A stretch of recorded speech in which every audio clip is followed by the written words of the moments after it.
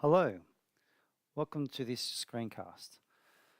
In this screencast, I will be demonstrating how to upload data into Ularcirc and do some simple analyses. Prior to uploading data, I would recommend you to set up the species, genome, and transcriptional databases.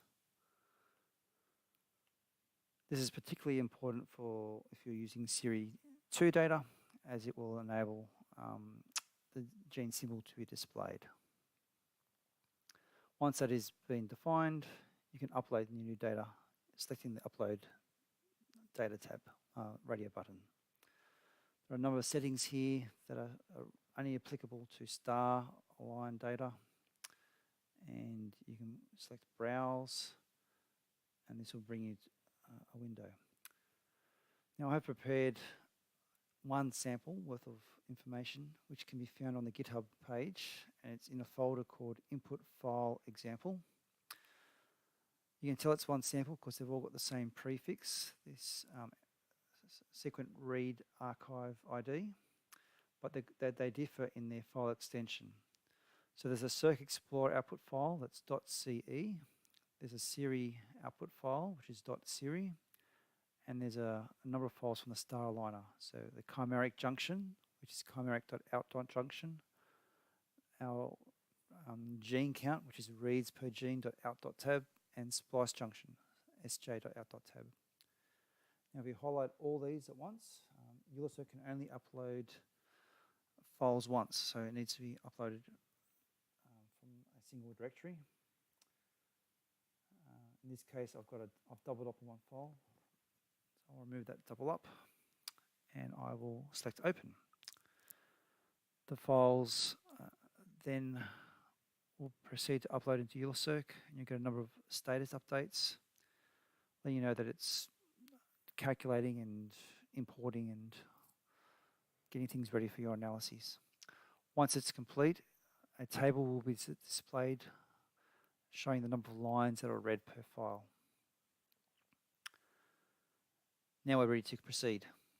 So if we go back to the Projects tab, we have the options to save this as a project. We can give it a name of a project. We can type some notes. We can define the library prep. And this information is displayed as metadata when you reload it, just to remind you of what that sample was. I'm not going to do that now. I'm going to move straight into analyses. So under the Gene View tab, we can see straight away that Ularcirc has detected a number of data sets.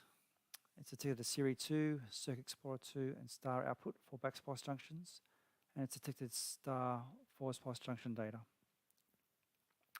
So let's build some backsplice junction count tables for Series 2, for Circ Explorer, and for star.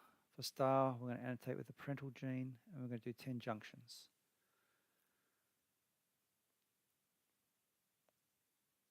This takes a bit of time. There we go. So I'd like to highlight an example from the manuscripts. And that example, we're going to start with Circ Explorer data. And we're going to look for a gene called ZRANB1.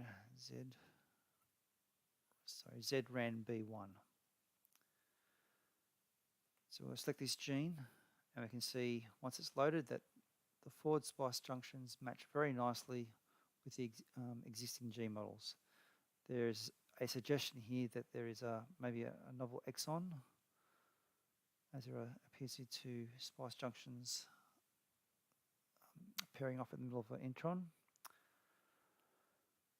Now interestingly, if we navigate out, if we look at Series 2 data, the picture changes. All of a sudden we're now starting to see a backsplice junction that wasn't present in our Circ Explorer 2 data.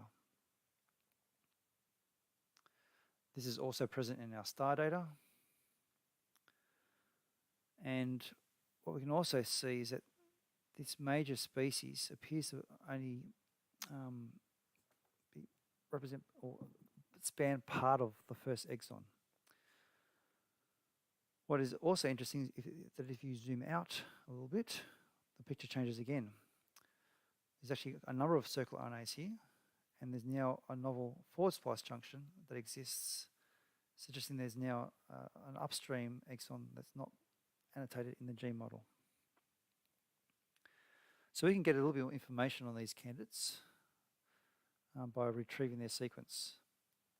So we do this by displaying the backsplice junction table, and we'll sort that, and we'll select that junction. It's got 6 counts, there's about 6 counts there, and it gets highlighted.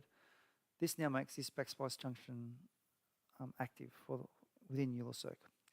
So we can navigate straight to our junction view tab and retrieve information on this backsplice junction. So we get the sequence, we get some information from the parental gene,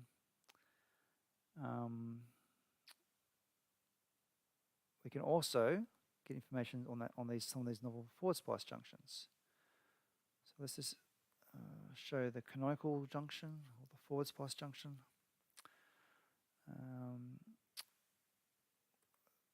We highlight one of those entries, gives us confirmation what junction we're looking at. We can go back to the junction view tab, we can go to the canonical junction, and it will retrieve the sequence for us. Now the dot in all these situations highlights where the junction is. There's a dot here for the backsplice junction, and that allows you to go do something with that with those sequences, whether it's design primers or you just do a simple blast to make sure it all makes sense. And that hopefully gives you a little bit more insight what you can do with Ularcirc.